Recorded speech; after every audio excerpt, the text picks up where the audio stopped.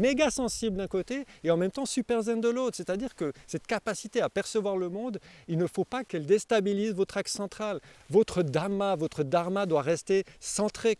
C'est-à-dire que si à chaque chose que vous percevez, à chaque émotion que vous ressentez, c'est comme un tsunami qui vous... vous voyez ce que je veux dire? Donc l'équanimité, c'est la capacité à rester centré.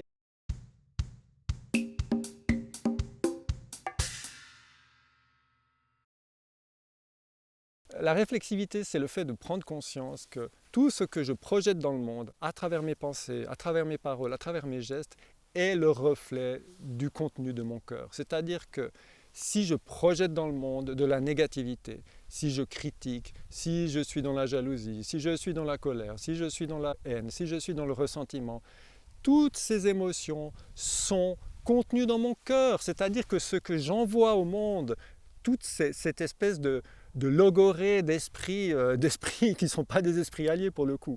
C'est le contenu de mon cœur qui s'exprime. Donc il suffit que je regarde ce que je pense, il suffit que je regarde ce que je dis, et il suffit que je regarde mes gestes, mes actions pour comprendre qui je suis et où j'en suis sur mon chemin. Ce que vous produisez dans le monde, c'est le reflet de votre intériorité. C'est ça la réflexivité.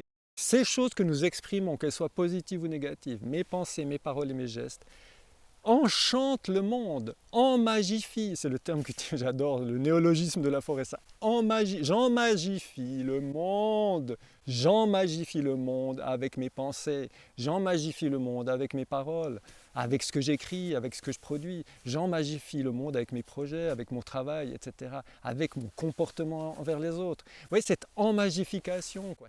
On dit souvent, oui, le monde est désenchanté. Non, il n'est pas désenchanté, le monde, il est totalement enchanté, sauf qu'il n'est peut-être pas enchanté par les bonnes énergies, quoi, c'est tout. Et ça dépend que de nous. La nature, elle a une certaine neutralité, il n'y a pas de mauvais esprit dans la nature, quoi. Tout vient de Homo sapiens, c'est-à-dire que c'est à travers nos émotions que nous créons toutes ces choses-là. Donc la réflexivité, c'est un gros dossier, quoi. Et même chose, hein, plus on est sensible, plus on est équanime et plus on est réflexif. Vous voyez, il y a une espèce d'effet de domino. Le quatrième esprit allié de la clarté, c'est la compassion.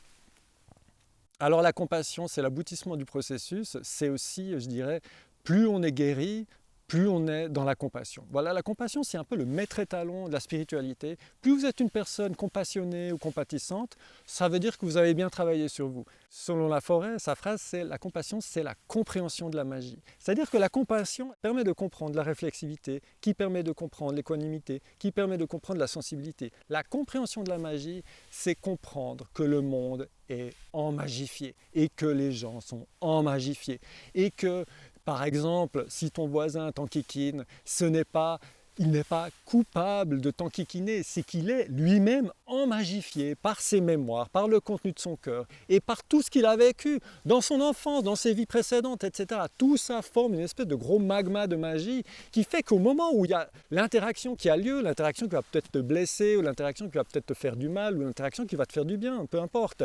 Dans tous les cas, c'est l'expression de la magie, quoi. C'est-à-dire c'est l'expression de ce que la personne porte dans son cœur. C'est l'expression de cet enchantement que nous partageons tous et qui est d'une certaine manière divisé en autant de personnes qu'il y a sur Terre, quoi. Donc je porte une partie de la magie, vous portez une partie de la magie, chacun de nous porte une partie de cette magie.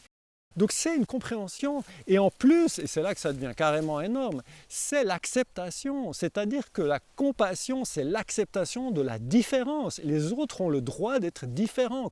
J'adore la compassion. Ils ont le droit, on a tous le droit d'être différents, on a tous le droit d'être les artistes qu'on est et on a tous le droit d'être où on en est sur notre chemin, sans les uns, les autres, se blesser, se faire du mal, se mal prendre, etc., quoi. S'il y a des problèmes de fréquence ou des problèmes de mauvaise interprétation, c'est qu'on n'est pas dans la compassion. Vous voyez. Quand on est dans la compassion, c'est un petit peu comme l'aigle qui est en vol au-dessus de la mêlée et qui observe d'en haut et qui dit « Ok, je comprends ce qui se passe, je comprends les enjeux, quoi, je comprends la magie du monde. »